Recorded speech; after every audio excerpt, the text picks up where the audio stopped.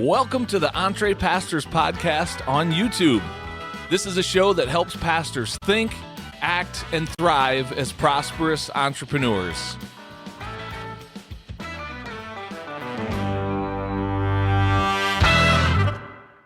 Well, hello there, and welcome to the EntrePastors podcast on YouTube. My name is Jon Sanders. I'm one of the co-founders of EntrePastors, and I'm delighted to have you tuning in to this week's episode. Today, you're going to hear an interview that myself and my co-host Les Hughes did with a former pastor by the name of Rick Craig, who has transitioned into a new season of ministry in which he's really specializing in helping people do end-of-life planning and thinking through the kind of legacy that they're going to leave behind. He actually wrote a book titled When It's Time, and you're going to hear Rick in this conversation talk about how that book came to be and more detail of how he serves his clients and customers through the ministry/business that he's doing now. So this is a great example of a pastor leaning into what we would call the information-based space, where you are creating a business around a core message or idea that you have, and you're in for a good conversation. So thanks for tuning in, and without any further ado, let's cut to this interview with Rick Craig. Here we go. Well, Rick, it is my pleasure to welcome you to the EntrePastors podcast, man. Welcome to the show. Thank you. Appreciate it. Yeah, I've been looking forward to our conversation. I had a chance to connect with you a few weeks ago and just find out a little bit about your story, and I think you're a perfect fit for our community. I know there's people that'll hear about where you've been and what you're doing now and maybe see an avenue for themselves in a way that they could, create revenue around a different ministry that may look just a little bit different than what they did in their pastoral work, but also using very much the same skill set. So why don't we just jump in and tell us a little bit about where you are in the world? Where have you been in terms of your pastoral ministry? And then we'll go from there. Sure. I was pastoring at a church in Napa, California for almost 18 years. And Lord led me away from that for a new assignment, a new kingdom assignment. And as a result of that, I authored the first book called When It's Time, End-of-Life Planning at Any Age, Make It Part of Your Legacy. And then by popular demand, the workbook came out 1 year later, May of 2023. So my ministry now is meeting with families, whether I'm officiating the service for them, and I've done 112 in the last 3.5 years, or I get calls from churches or other institutions to say, can you meet with this family and help walk them through either sudden death or diagnosis, and then there's a planned death, if you will. So I meet with families and walk them through that. And I do a whole lot of counseling for families after a service because of the grief. Very few people get grief counseling. So I help them in that process also. Now, I'm assuming over those 18 years that you were in the pastoral role, you did your fair share of funerals in that context as well. Like, what made you decide after you stepped out of the pastoring gig, so to speak? By the way, I love how you said it's a new kingdom assignment. So you're still in ministry. It just looks a little different than that season of ministry. But what was it that caused you to say, I'm going to do more of this? Because there might be some pastors, at least I would raise my hand and go, I did not enjoy doing funerals. I would not at all pursue what you've pursued. And I'm inspired by the fact that you are doing what you're doing. So tell us that story. Like, why did you choose to lean into that instead of just retiring and playing golf like most pastors do? That's a great question. One of the favorite ministries that I was ever involved in was pastoral care. So that's counseling, weddings, funerals, anything involved with people directly. And so at church, I loved what I did. I loved the people, loved everything about it. But the Lord, kind of like in the book of Hosea, the Lord led me into the desert where he had my full attention, and he ministered to me there. And that's when he said, I've got something different for you, another kingdom assignment, but it's not going to be at the church. And the reason I know this is I had my prayer team of 7 people around the country that most of them never met one another. And when I put it out to him, I said, the Lord's doing something. I'm starting to feel uncomfortable here. He's doing something. He's getting my attention. And they came back within 2 or 3 days and all had the same story. And they said, step down, step away, rest, and then he'll show you what's next. And that was a 6-month period of wandering in the desert, just like Hosea. And as they led the Lord led the Israelites out there into what he calls his land. So that's where he spoke to me and said, "This is your new kingdom assignment." And like all of us, I had the chance to say yes or no. Well, I dove into it, said, "Absolutely, let's do this." And then probably close to 6 months after that, I was getting calls in that period for funerals and memorials. Got up one morning, came in the office and sat down. And I said, "Lord, are you leading me to write a book?" So I wrote 16 chapters, titles. Some of them I knew a lot about, some I knew nothing about, some I knew a little bit about. And it ended up being 13 chapters, 13 different topics. So that's the new kingdom assignment he has me on. And I absolutely love it when traded for anything in the world, because I Wow. love to sit with the people and help them any way I can. Yeah. I want to go back to something you said, and this came up on our last, when you and I connected a few weeks ago, was you talked about how God has moved in your life, at least in this season for sure, but by making you uncomfortable. And so go deeper into that. Here you are serving in a pastoral context, and all of a sudden you're not comfortable in that role anymore. Or maybe there's things about it that you used to love that you don't love so much anymore. I've experienced seasons like that in my life of kind of, I've used the word like a holy restlessness or a holy discontent, where the very thing that I had prayed and asked God to give me years prior, he did. And now that very thing, I'm not like, there's a restlessness. So that connected with me, that resonated when I heard you say that. Give us some more details around that season of your life? Because I think there might be pastors listening to this going, maybe I'm in that place of being uncomfortable right now, and maybe he's getting ready to reassign you. So what did that look like for you to be uncomfortable in a thing you had done for 18 years? Yeah. So let me do one step before that. 18 years ago, my brother died from Agent Orange exposure in Vietnam. Hmm. He came up to Napa to live with me to pass away. 1 year later, my wife died from metastatic breast cancer. 6 months later, my mother died after back surgery and recovery. So I had a taste of what it's like to lose people that are really close to you. Hmm. So when the Lord was speaking to me, the way that he gets my attention, if he really wants me to sit and listen and have a conversation with him prolonged, he'll get my attention by making me start to feel a little uncomfortable. And that's what it was at the church. I love the church, love the people, but I started to look around and question myself, is this where I'm supposed to be? Even though I loved it. Some things came up at church, nothing negative, but it made me wonder, am I in the place where I'm really supposed to be? And then things continued to happen. Again, nothing negative, nothing wrong. But I started to challenge myself to say, is my time really done here? What's this all about? That's when I put it out to the prayer team, and they came back quickly and strongly. So for me, I know the way the Lord talks to me. If he wants me to sit down and spend a lot of time with him and really go through this process, he makes me feel uncomfortable where I stop, I look around, I start going to the brothers who I really trust and have a conversation with them and in prayer. And so that was a process that actually happened 23 years earlier, because I was a business owner. I was in the secular world. I owned a company that produced food products for people like Trader Joe's and Harry and David and others, the Recipe. And I loved it. I was making good money, but same thing, he started to make me feel uncomfortable, for me then to sit down and say, Lord, are you really calling me to something else? Hmm. I love what I'm doing. I'm doing extremely well. And the same thing happened then when I sought the prayers of trusted people, and it came back loud and clear. This is not where the Lord wants you. He has something for you that's very different. So that's when I went back to school 2.5 years, and I ended up in Napa as a pastor. I want to pull on that thread for just a minute. That's a detail I don't want to brush over. I'm kind of inspired by that thought. So you had a prayer team of 7 people spread out around the country, and that you would go to. Like, that's cool. Tell me more about that. Like, and then to have them all basically saying the same thing. Like, I can see how it would be very easy to hear God's voice in that. If you've got 7 people that you've allowed into your inner circle and asked for prayer, and they're all speaking in united voice, like I think it'd be clear to say, yep, God's saying something to me right now. So how did Yeah. you come about building that? Well, I did it.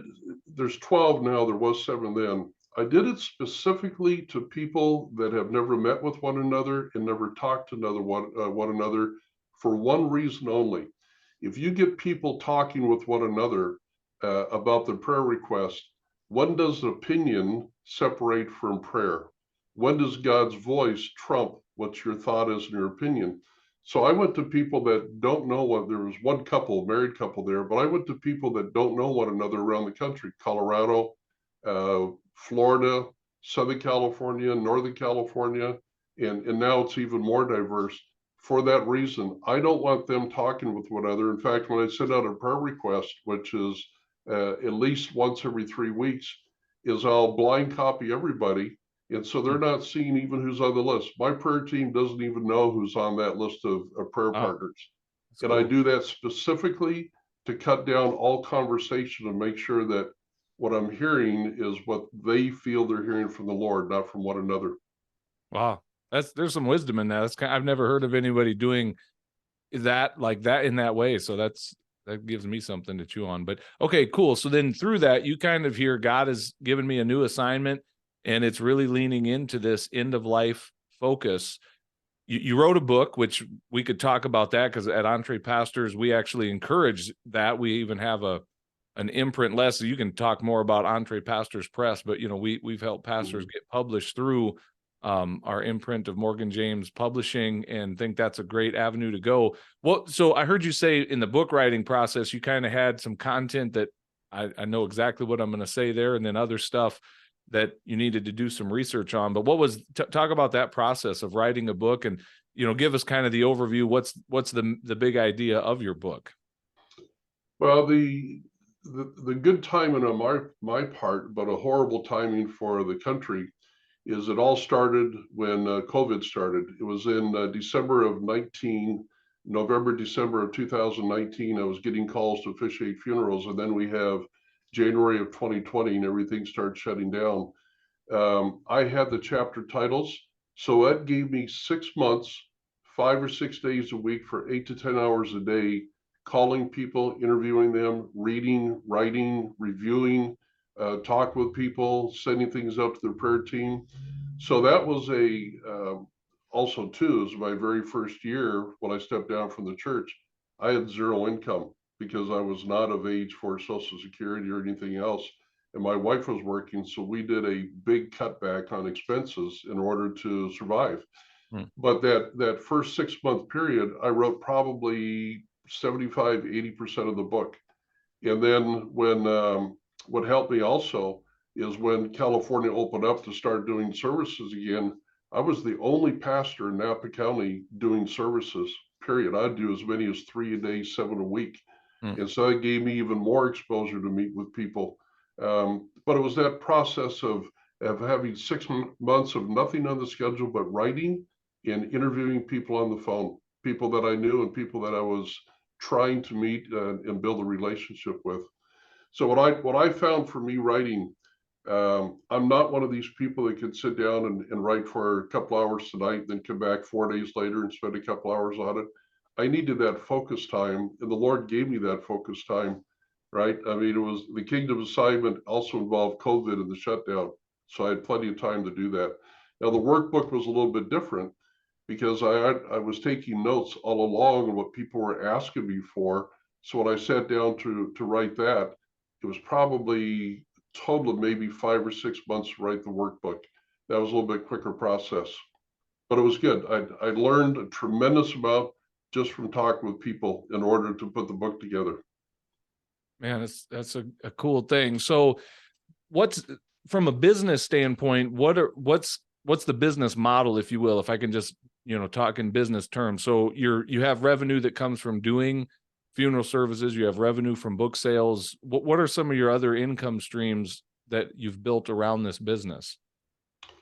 You're right. It's the two there's from book sales, from doing seminars. Um, in fact, I'm in the process right now of starting to do a whole YouTube video series, and then there will be small groups of people on Zoom meetings that will pay a small fee for a 7 week course on pre-planning and going through the books. but also just now that I'm over 65 years old, I have Social Security and other investments that I put in, and my wife still works full time. But it was tough the first couple of years, but we're doing okay now financially. But yeah, I do have total probably 6 streams of income: book sales, funerals, memorials, Social Security, and 3 different investments that I had made over the years that are now being paid out in dividends, whether they're monthly or quarterly. Very good.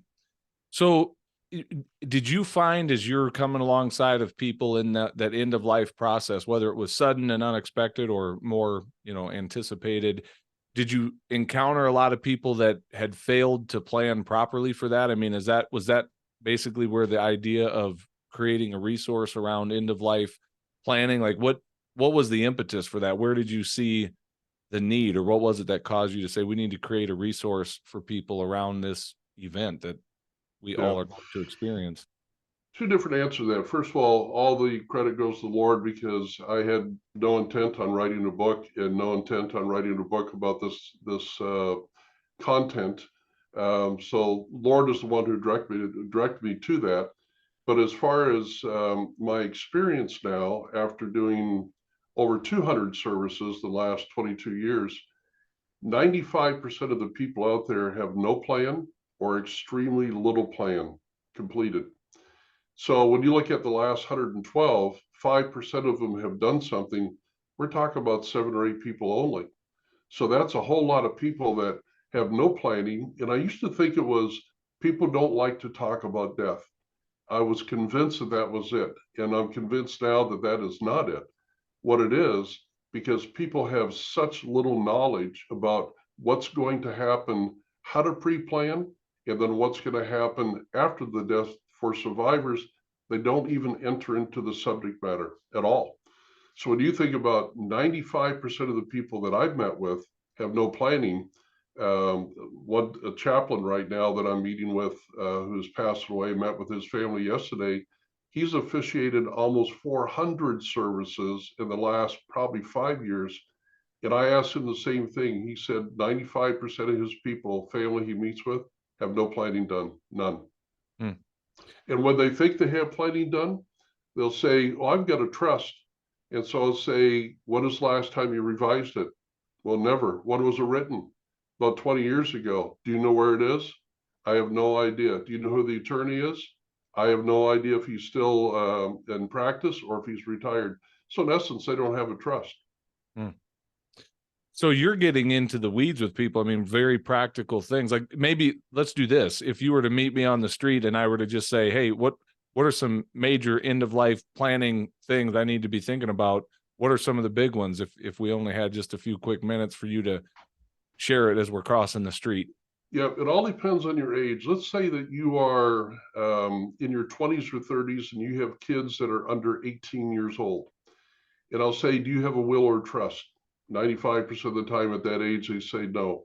And then I'll ask them, "What will happen if both you and your wife or you and your husband were to pass away? What happens to your children?" 100% of the time, the answer is, "Well, they would go live with my parents or my sister, my brother." And the answer is, no, they would not. They would go to foster care. Foster care, not with a sibling, not with a parent, because there's no will or trust that designates who the guardian is for that minor.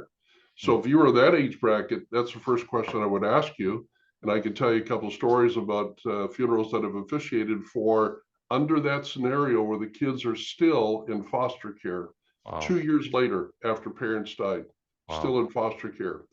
If you were in that age bracket of say 75 or 80 and you've got kids and grandkids, I would ask you, "Do your kids have life insurance?" And most of the time they say no. And so the next question is, if one of them dies, the one who's the big money earner in the family or the one who's at stay home, who are they going to go to for money if they don't have life insurance? And the answer is they're going to come to you, the grandparents. And that could be hundreds of thousands of dollars over years. So the recommendation, go buy your kids or grandkids, wherever it is, a $500,000 policy for $25 a month as a gift for 2 years, so they can start budgeting for that to protect your own assets and to help them if there's ever a death of the family. If you were in your 50s or 60s, we'd be talking about things like Social Security. Have you earned credits to qualify for that? Are you a veteran? Do you have you pre-planned in a funeral home? Have you talked to them? Do you understand what the cost is? If you have someone in your family passed away and you are going back to work, have you considered reintroducing yourself back into the workplace with a return to work letter, which is in the book? Have you familiarized yourself and talked to management about what your return to work would look like? Because most often it's not very good. But in the book, I go into great detail about how to set yourself up for success going back to work. Most people never think about that. Yeah, man. Yeah, you're right. So what I'm hearing you say is it's really more of a ignorance than it is a fear of death or uncomfortable, talking about death. It's more just an ignorance of, I don't know, I'm supposed to be thinking about those things. It's not even on my radar. That's right. That's right.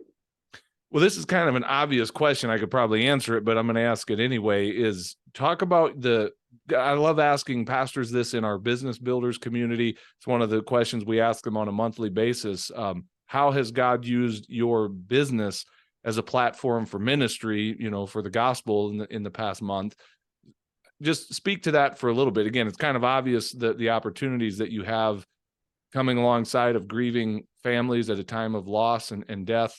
But how has God used this business as a platform for ministry and an advancement of the gospel in your world? Yeah.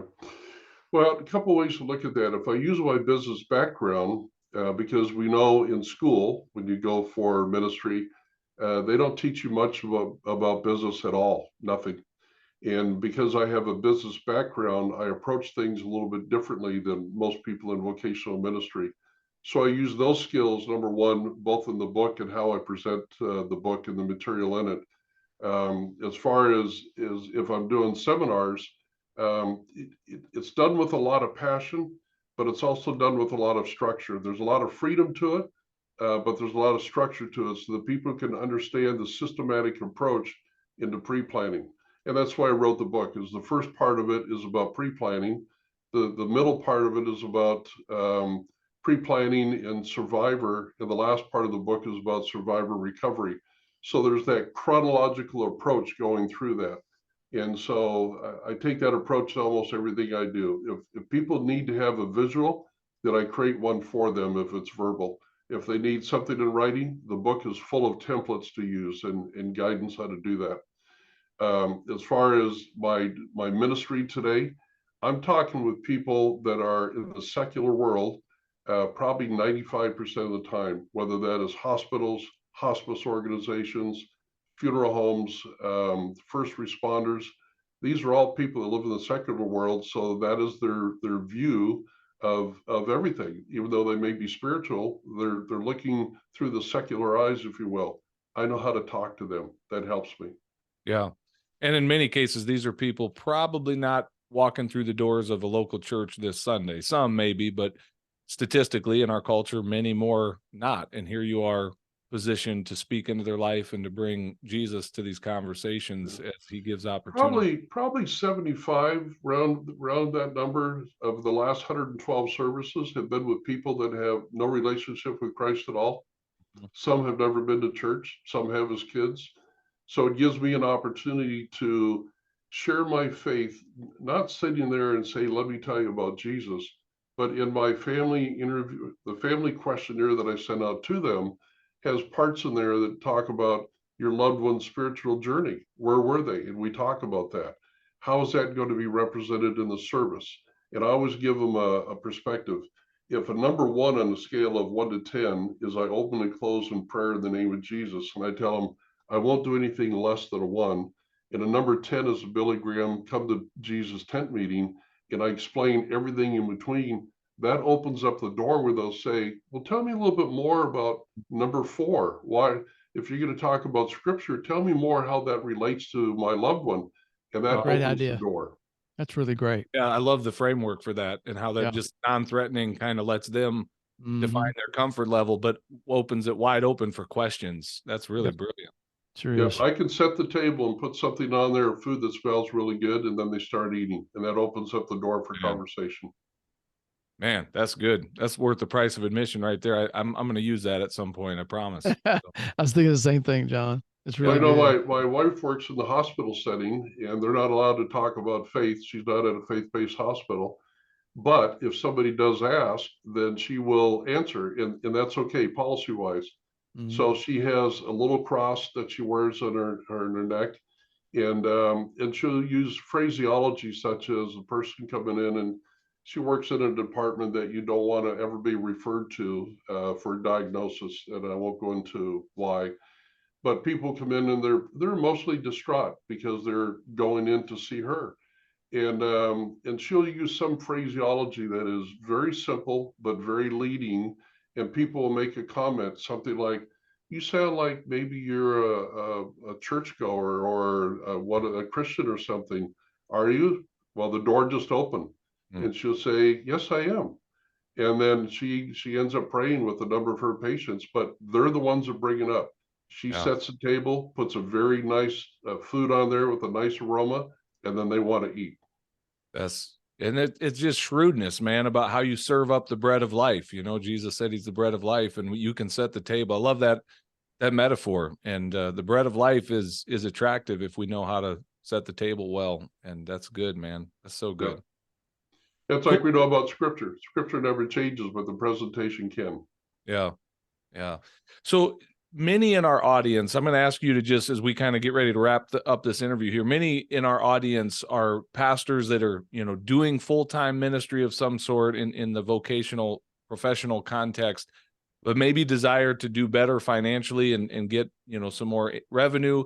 There's others that I would say are probably in that space of they're ready for a new assignment, and just they don't know what the pivot would look like because all they've ever known is church work, and it's a little bit scary to think of going outside of that.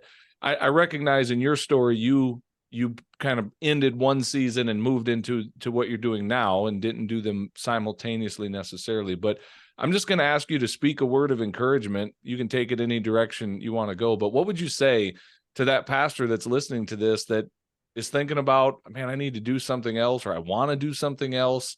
And, they're looking at some kind of a business in addition to the pastoral ministry that they do. What would you say to encourage them today? Well, I think from my experience is pursue it. If as a pastor, if you feel that there's a need or some kind of a calling going on that you want to or need to answer, pursue it. And whatever your desert looks like, spend some time in there with the Lord. Because if He's leading you to something, it's not about your ability. It's about you saying yes to Him, and He will provide what you need to do that. If I had the whole thing to do over again, if I was at a small church, and I wasn't, I was at a bigger church, but if I was at a smaller church and I was expected to work 45 to 60 hours a week because of smaller staff, I would be bold enough to go to the elders to say one of two things. You either need to help me financially because I can't keep doing this, or release me to some degree where I can go out and find something to supplement my income, Yeah. because I can't find anywhere in scripture that says you have to be at the poverty level to be in ministry. I don't see it there. It's out there. So I would encourage you as a pastor, pursue the Lord to see what He would have you do, because He's going to provide for you. So if you feel that you're getting uncomfortable, go to the desert. The Lord is waiting for you. Wow, that's good. Yeah, I was just on a coaching call with the pastor today. That's part-time arrangement with the church, but he told me the dollar amount that he's making a week from the church. And I just highly encouraged him because he was saying, on one hand, I really want to do more for the church. I want to see this grow. And I'm like, I get that. That's every pastor's heart. And I said, I'm challenging you, as abrasive as it may sound, don't give more to the church than what you're being compensated for, and the number that he gave me, I said, in my handyman business, that's about 4 hours a week. And so I said, do as God leads, but you need to create income. He's later season, getting ready to retire, can't really afford to retire because for years he's been working in that underfunded model. And so I appreciate what you're saying and encouraging there, because that's the thing. I don't think God's asking us to do this and be broke, the whole time we're doing it and barely making it financially. You know what's challenging about this, John, is in ministry, is we're expected to be preachers, teachers, CFOs, CEOs, counselors, a whole litany of things to do at best 50% of what the secular world makes. Secular world would never do that. So the elders or overseers of that church oversee the pastor. They have got to understand that. They do. Yeah. They can't look at the pastor and say, it's okay that you're working 60 hours a week for half of what everybody else would make outside of the church. That's not okay. That's not a healthy governing board. Amen. They are the ones that need to sit down and say, how can we help you? Because once your mind comes off of, how do I even retire one day? Or how do I make money to feed my family? If your focus is on that, your focus is not on pastoring the church. Yeah. You're distracted. Yep. And that's not fair. Good. That's good, man. Very well said. Well, Rick, a question for you. If somebody wanted to either buy your book or connect with you online and learn more about what you're doing, or connect and have a conversation, where do people find you? Where would you have them go? They can email me at pastorrickcraig@gmail.com, pastorrickcraig@gmail.com. You can buy the first book, and it's endorsed by Pastor Rick Warren in Southern California, or on Amazon, and the workbook is also on Amazon. Fantastic. Well, we'll put links to those resources in the show notes for this episode. And I just want to say thank you, Rick, for the work that you're doing. Thank you for coming on and sharing with our community. I know it's going to add value to our listeners. So thank you so much. Thank you. I appreciate it. Thanks, Rick. Thanks, Les. Well, hey, thanks for watching this episode of the EntrePastors podcast. Make sure you hit that subscribe button so you can be notified every time we release a new episode. If you'd like to get connected to other pastors who are learning to think, act, and thrive as prosperous entrepreneurs, then we invite you to check us out on Facebook. Just search for the EntrePastors Connect group, answer a few of our simple questions there, and we'd love to include you in the conversations. And if you're really ready to go to the next level, then we invite you to join our EntrePastors membership community. When you become a monthly subscriber, you will receive access to courses, exclusive community, and coaching that will help you along in your own EntrePastors journey. If there's anything else we can do to serve you, please visit us at EntrePastors.com, and we will do our best to serve you there. God bless everybody. See you soon.